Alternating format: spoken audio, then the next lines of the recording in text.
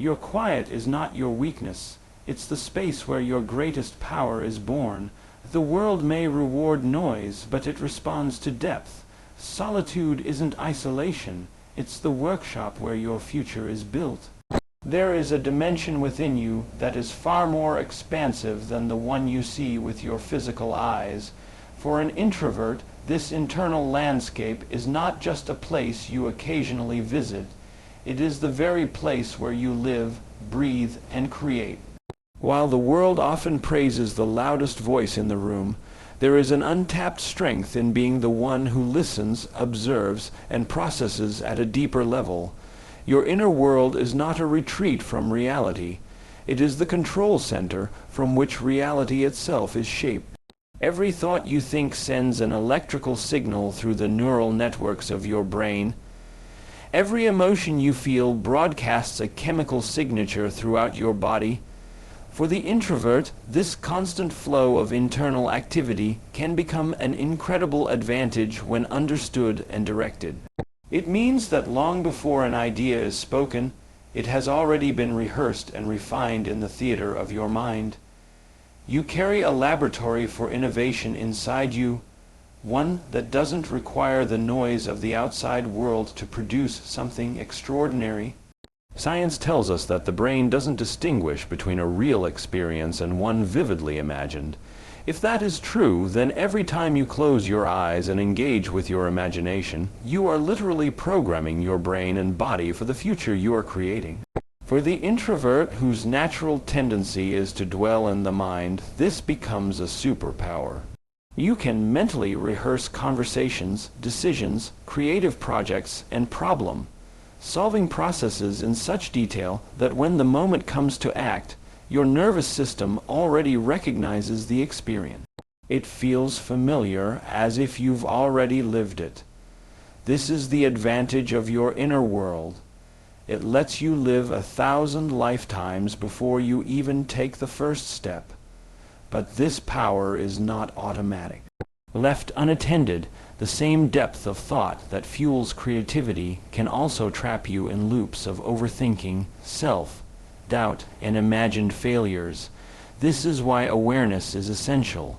You must become the observer of your thoughts, consciously steering them toward possibilities rather than problems. When you direct your inner attention toward the vision of who you want to become, you are no longer just reacting to life. You are creating it from the inside out. The introverted mind, when harnessed, can focus in ways the extroverted mind often cannot. While others are distracted by the external noise, you have the capacity to dive deep, to sit with a single concept until it reveals its layers. This depth of engagement is how breakthroughs happen. When you give your undivided attention to a goal, idea, or vision, you are feeding it with the very energy that allows it to grow into reality. Focus is not just a mental activity, it is an act of creation. Your inner world is also where you develop the ability to self-regulate. In moments when life feels chaotic, you can retreat within, not to escape, but to realign. Breathing deeply, visualizing your desired state, and generating feelings of calm and clarity are not passive acts. They are neurological reprogramming in real time. You are teaching your body how to feel safe, creative, and open even before anything in the external environment changes. This is how introverts can lead from a place of inner stability, because their foundation isn't dependent on the noise of the world, but on the harmony they have built within. When you understand this, solitude stops feeling like a disadvantage and becomes your training ground. In stillness, the brain moves into states that allow for heightened creativity and problem-solving. Alpha and theta brainwaves, those states associated with imagination, insight, and deep relaxation, are more accessible when you give yourself permission to be alone. And in those states, your subconscious mind becomes more open to suggestion, more able to integrate new beliefs, and more capable of rewiring old patterns. The external world is constantly asking for your attention. Every notification, every conversation, every demand is pulling at your mental energy. But the introvert has the natural ability to protect that energy, to filter the signal from the noise, and to focus on what truly matters. The more you cultivate your inner world, the less you are thrown off course by the distractions of the outer world. You begin to operate from a place of inner alignment where your thoughts, emotions, and actions are all moving toward the same vision. And when you operate from that alignment, your impact changes. You don't need to force yourself into every conversation or seek approval through constant visibility. Your presence becomes magnetic because it is rooted in depth, clarity, and intention. People can feel when someone is speaking from a place of authentic inner knowing, and they are naturally drawn to it. The world may value volume, but it responds most powerfully to resonance, and resonance comes from alignment between your inner and outer world. It is in the quiet moments when you are alone with your thoughts that you can see most clearly what you truly want to create. And when you realize that the inner world is not at the core of every human experience is energy. It fuels your thoughts, shapes your emotions, and determines the quality of every action you take. For the introvert, energy is not something that flows endlessly without consequence. It is a precious resource that must be managed with intention. Unlike extroverts, who often recharge through constant engagement with the outer world, introverts tend to draw their power from moments of stillness, from inner reflection, and from environments that allow them to reset. The challenge is that the modern world is not designed for this rhythm. The demands, the noise, the constant invitations to do more, speak more, and be more visible can quietly drain you before you even realize it. When you begin to understand the nature of your energy, you stop moving through life reactively and start making conscious choices about where that energy flows. Every environment, every conversation, every piece of information you take in carries an energetic cost or reward. If you walk into a room that feels chaotic, your nervous system begins scanning for threats, increasing your mental load and burning through your reserves. On the other hand, when you choose environments that allow you to feel safe and present, your mind opens, your creativity expands, and your body conserves energy rather than spending it on unnecessary defenses.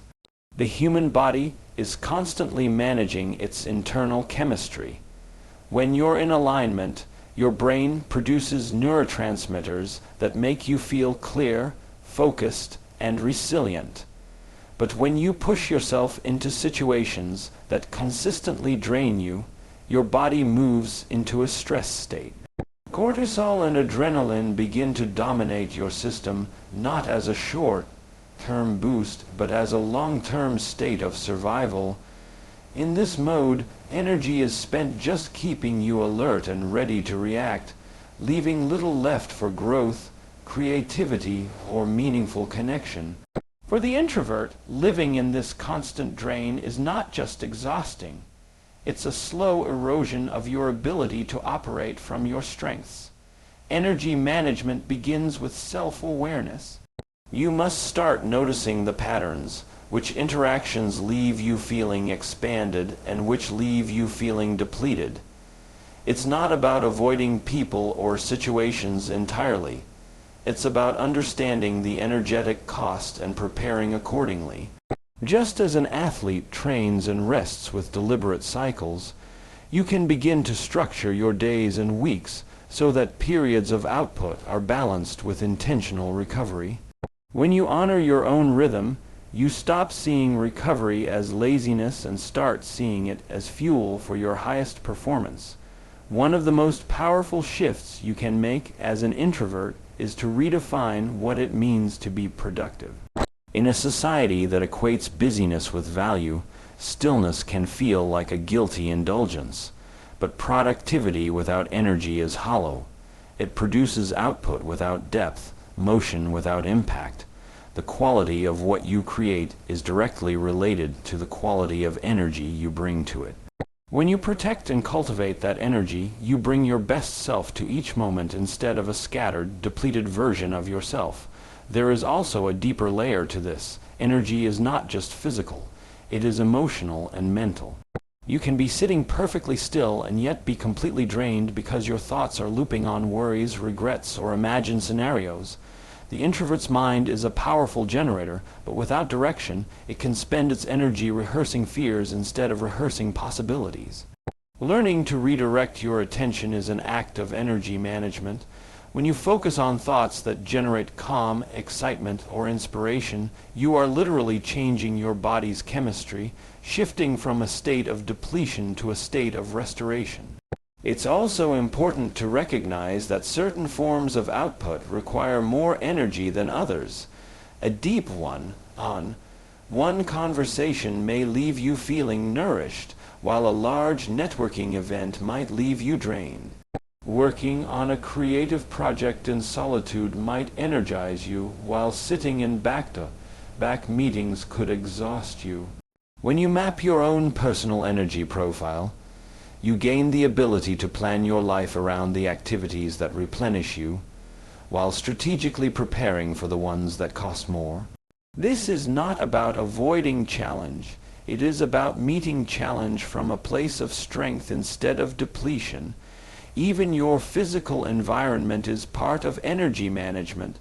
The lighting, noise levels, colors, and even the organization of a space all send signals to your nervous system. A cluttered environment can subtly tax your focus, forcing your brain to process unnecessary visual information. A chaotic soundscape can keep your system in a low-grade stress response without you realizing it. By creating spaces that calm and center you, you are building a foundation for sustained energy. Breath is another key factor. Most people move through life breathing shallowly, keeping the body in a constant state of mild stress. When you intentionally slow your breath, extend your exhales, and allow oxygen to fully reach your cells, you are sending a message to your nervous system that it is safe to rest and restore. This small, physical act is one of the fastest ways to recover energy in the moment, no matter where you are. For the introvert, mastery of energy management becomes a kind of quiet power. You no longer feel pushed and pulled by the demands of the world because you are in control of the flow. You understand that saying yes to one thing is always saying no to something else, often your own restoration. And you realize that your impact in the world is not measured by how much you do, but by the quality and clarity of the energy you bring to what you choose to do. Connection is not about how many people you know.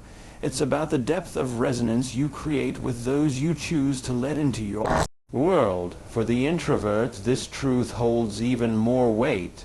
You are not built to scatter your energy across hundreds of shallow interactions. Your natural wiring seeks meaning, depth, and authenticity, not constant stimulation. And while the world may celebrate the person who knows everyone's name in a crowded room, there is an undeniable power in being the one who creates unforgettable bonds with just a few. Human connection is a biological need, but it is not experienced the same way by everyone. Extroverts often thrive in frequent high-energy exchanges, drawing vitality from the collective buzz of interaction. Introverts, however, often process information more deeply, requiring space and time to fully absorb and respond. This slower, more deliberate approach to connection is not a weakness. It's the very reason your relationships can be richer and more enduring. You are not racing to collect contacts. You are building bridges that can hold the weight of trust, vulnerability, and shared vision. Every interaction has an energetic signature. When you engage with someone, you are not just exchanging words. You are exchanging emotional states, intentions, and unspoken signals. This is why some conversations leave you feeling lighter and more inspired, while others seem to drain you without explanation. For the introvert, whose nervous system is more sensitive to stimulation, these exchanges can have a lasting impact. By being intentional about who you connect with, you are not just protecting your energy. You are shaping the quality of your emotional life. Intentional connection begins with clarity. You must know what you value, what inspires you, and what kind of relationships align with the person you are becoming. Without that clarity, it's easy to fall into the habit of interacting out of obligation, convenience, or fear of missing out. These kinds of connections may keep you socially visible, but they rarely nourish you. The relationships that truly elevate you are the ones that reflect and reinforce your highest potential, not just your current reality. The power of intentional connection also lies in presence. Many people listen only to respond. They wait for their turn to speak. But when you listen fully, without rushing to fill the silence, you create a space that allows others to reveal more of themselves. This is where introverts often shine.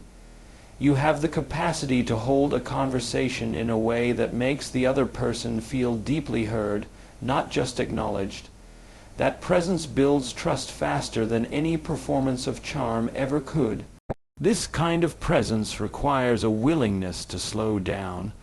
In a world that values speed, slowing down in your interactions can feel almost radical. But when you give someone the gift of your undivided attention, you send a powerful signal. You matter. This doesn't require grand gestures or endless hours together. It requires intention. A few moments of genuine connection can outlast hours of distracted conversation. It is also important to understand that intentional connection is not about quantity of time, but quality of alignment. You might only see a certain friend twice a year, yet the depth of your conversations leaves you both nourished for months. On the other hand, you could see someone every week and still feel unseen and misunderstood. This is why choosing your relationships with discernment matters. The wrong connections can subtly shift your values, drain your motivation, and pull you away from your inner compass. The right connections, however, amplify your clarity, reinforce your confidence, and expand your vision of what's possible.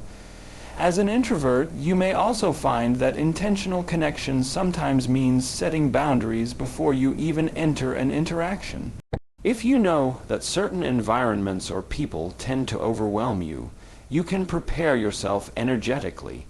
This might mean limiting the length of time you spend in a particular setting, creating breaks between social events, or giving yourself space afterward to recharge. Boundaries are not walls, they are filters. They allow in what supports you and keep out what diminishes you. Another layer of intentional connection is vulnerability. Many introverts keep their inner world guarded, revealing only what feels safe. But when you choose carefully the people with whom you share your deeper truths, vulnerability becomes a bridge rather than a risk. It transforms connection from surface-level exchange into mutual transformation. The right person will not only hold your truth with care, but will reflect it back to you in a way that helps you see yourself more clearly. When you approach connection with this level of intentionality, you begin to notice something powerful. The relationships you cultivate don't just affect how you feel. They shape who you become. The conversations you have, the perspectives you are exposed to, the emotional tone of your closest circle. All of these are inputs that influence your thoughts, your emotions, and ultimately your reality.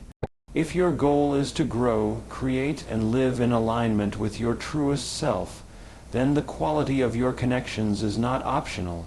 It is foundational. In this way, intentional connection becomes an art form. It's not about meeting as many people as possible or keeping up with every acquaintance. It's about creating a personal ecosystem of relationships that energize, inspire, and align with the life you are consciously building.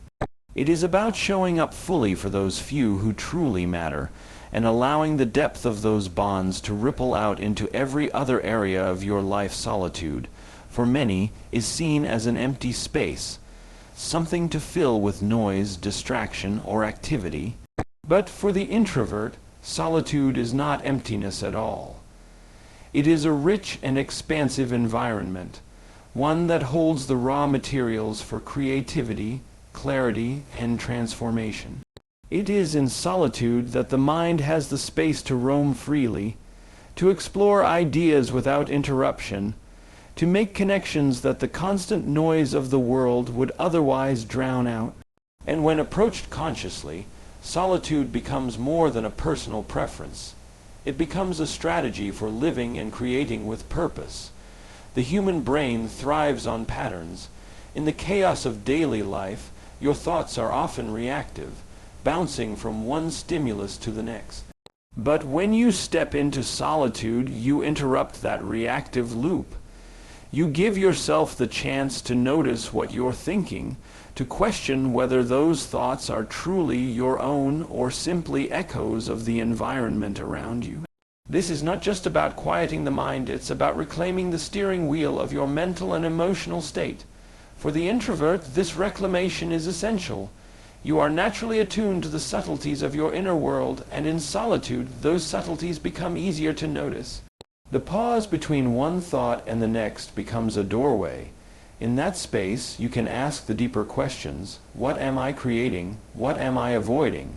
What story am I telling myself that no longer serves me?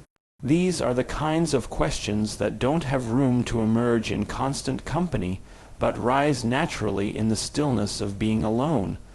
Solitude, when used as a strategy, is not about escaping the world.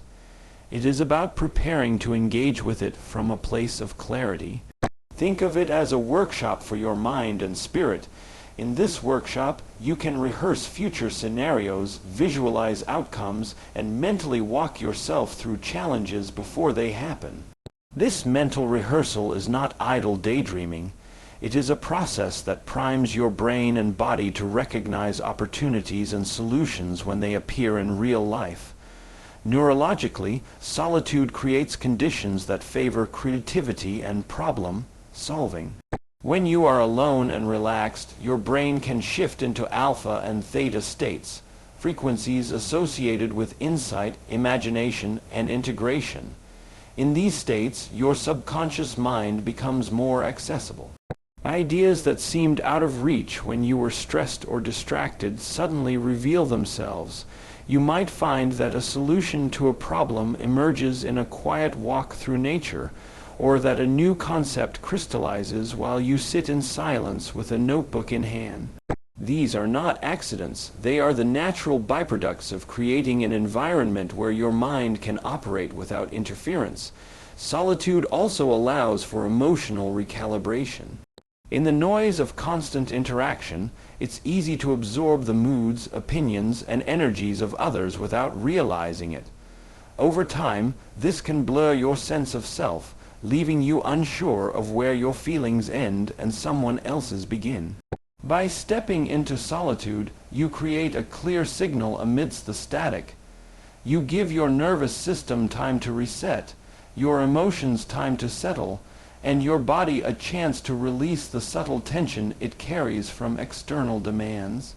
This emotional clarity is not just pleasant, it's strategic. It allows you to return to your interactions with a centered presence rather than a scattered reaction. For an introvert, this ability to reset is a competitive advantage. In a world that glorifies speed and constant output, the capacity to step back, slow down, and think deeply sets you apart. While others burn out from relentless motion, you can maintain stamina because you understand that strategic withdrawal is not weakness. It is preparation. You are not retreating from life, you are aligning with it. The practical application of solitude as strategy begins with intentional design. Solitude doesn't always happen on its own. You have to create it. This might mean waking up earlier to spend an hour in quiet reflection before the demands of the day begin. It might mean blocking out time each week for creative exploration without deadlines or expectations. It might even mean deliberately disconnecting from technology to allow your attention to return fully to yourself. These are not luxuries, they are investments in the quality of your thinking and the direction of your life. During these times, what you do matters. Simply being alone is not enough if your mind is still consumed by noise. The most powerful solitude is active rather than passive. It is time spent in reflection, journaling, meditation, or visualization.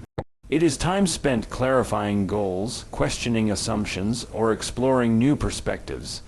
Even simple activities, like walking without headphones, sitting quietly with a cup of tea, or watching the movement of the clouds, can become strategic when they are approached with awareness. Over time, this practice changes you. You begin to notice patterns in your thinking. You become more aware of the moments when fear or doubt is shaping your decisions. You catch yourself before falling into old habits of reaction, and instead choose responses that align with your highest vision. This is the power of solitude. It creates a feedback loop between who you are now and who you are becoming. And while others may seek constant validation from the outer world, your validation begins to come from within. You stop needing every idea to be approved before you act on it, because you have already tested it in the laboratory of your mind. You stop needing to follow the loudest voices, because you have learned to trust the quiet certainty of your own.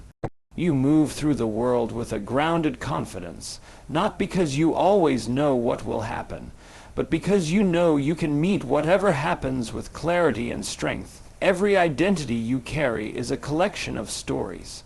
Stories you've told yourself, stories others have told about you, and stories society has reinforced over time. The identity of introvert is no different. For many, it is first given as a label in childhood, often attached to ideas of shyness, social awkwardness, or being less capable in certain environments.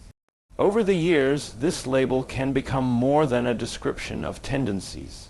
It can solidify into a limitation, subtly dictating what you believe you can and cannot do. But identity is not fixed. It is a program, and like any program, it can be rewritten. The human brain is plastic. It rewires itself in response to repeated thoughts, emotions, and behaviors. This means that your sense of self is not a permanent truth, but a dynamic creation, one that is constantly being shaped by the signals you send it. If you've lived with the story that being an introvert means you are less bold, less visible, or less influential, then your brain has wired itself to expect and reproduce that reality. But the moment you become conscious of the story, you can begin to change it. Reprogramming your identity as an introvert begins with reframing what that identity means. Instead of viewing introversion as a disadvantage in a world that rewards extroverted traits, you can begin to see it as a unique operating system, one optimized for depth, precision, creativity, and intentional impact.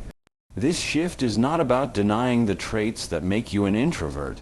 It's about defining them in a way that serves you rather than limits you. One of the most effective tools for identity reprogramming is mental rehearsal. The brain doesn't differentiate between a vividly imagined experience and one that physically happens. When you repeatedly visualize yourself acting with confidence, speaking with clarity, or leading with influence, your neural pathways begin to reorganize around those possibilities. Over time, the brain comes to recognize these scenarios as familiar, reducing the fear or resistance you might feel when they occur in real life. This is not about pretending to be someone else. It's about expanding the range of who you believe yourself to be. Your identity is also shaped by the emotions you consistently experience. If you repeatedly feel anxious or hesitant in social situations, those emotions reinforce the idea that such environments are unsafe or unwinnable for you. But when you learn to generate emotions like calm, curiosity, and excitement before you enter those spaces. You are teaching your body a new way to respond. Through breathwork, visualization, and intentional focus, you can prime your nervous system to associate those experiences with positive outcomes instead of threat. Over time, the emotional tone of your identity shifts, and so does your behavior. Language plays a crucial role in this process.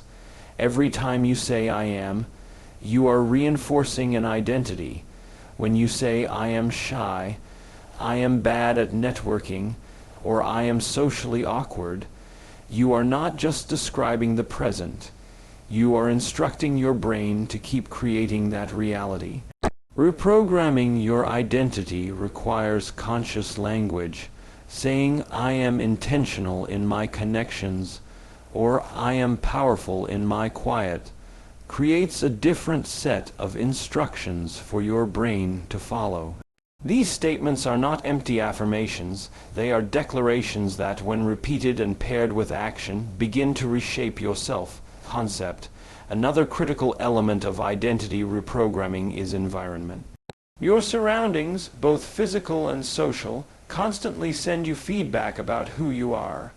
If you place yourself in environments that reinforce the old story, that being quiet means being overlooked, you will naturally keep playing the same role.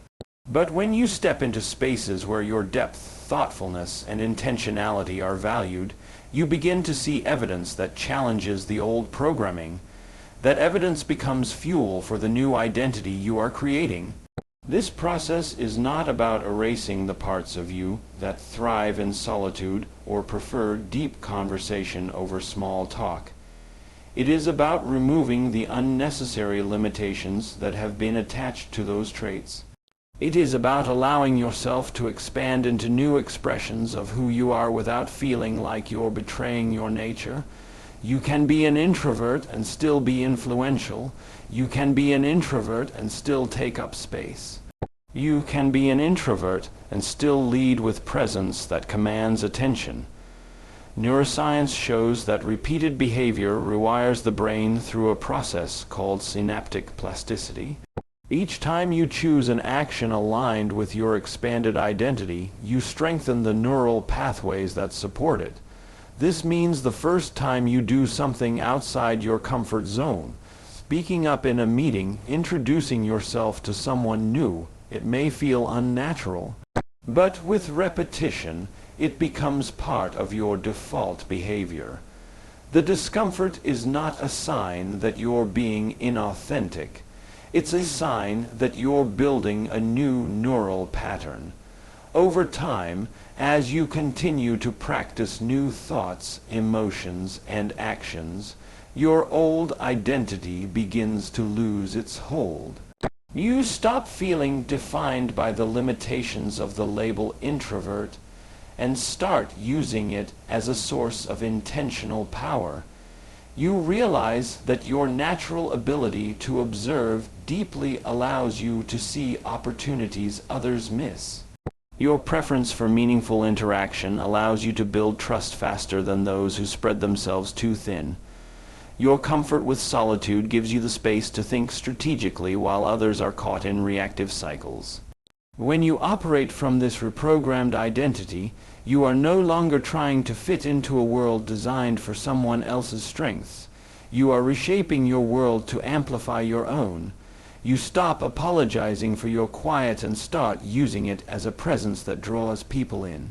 You stop trying to imitate the extroverted approach to success and start creating a path that feels natural, sustainable, and deeply aligned with who you truly are. The strength of being an introvert is not found in becoming someone you're not, but in fully embracing and leveraging who you already are. Your inner world holds the blueprints for your outer reality. Your energy is a resource to be invested with precision. Your connections can be intentional and deeply transformative. Your solitude can serve as a powerful strategy for clarity and creation. And your identity is something you have the power to reprogram. When you stop seeing introversion as a limitation and start treating it as a unique operating system, you unlock the ability to move through life with depth, focus, and quiet influence. The world does not need you to be louder.